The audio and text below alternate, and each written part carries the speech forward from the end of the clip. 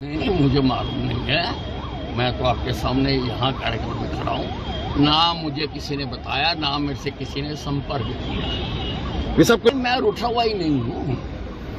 मैं तो रूठा हुआ ही नहीं हूँ। ये सब देखिए, उस दिन शपथ ग्रहण के बाद मेरे से आज तक किसी ने कोई बात नहीं की है। हरियाणा में सियासी हलचल के बीच अनिल विज ने कह दी बहुत बड़ी बात। हरियाणा में चल रहे सियासी उठापटक के बीच नई नवेली सरकार के मंत्रिमंडल विस्तार की बात 19 मार्च को अंजाम तक पहुंच गई, लेकिन कई गहरे सवाल छोड़ गई। ये भी साफ हो गया कि भाजपा में सब कुछ ठीक नहीं है। हरियाणा में सरकार तो पूरे रूप में सामने आ गई, लेकिन इस बीच पूर्व गृह और स्वास्थ्य मंत्री अनिल विज के हमलों ने इस नई नवेली सरकार पर तंज कसते हुए उसकी खूब किरकिरी कराई।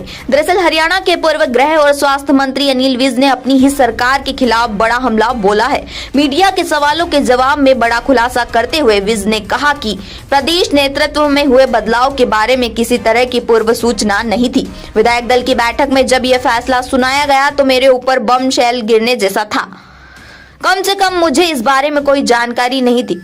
पूर्व सीएम मनोहर लाल खट्टर को भी विज ने नहीं बख्शा जब उन्हें कहा कि उनकी आंखें कहीं होती और निशाना कहीं होता। वहीं कैबिनेट में शामिल होने की इच्छा पर विज ने कहा ये हाइपोथेटिकल सवाल है।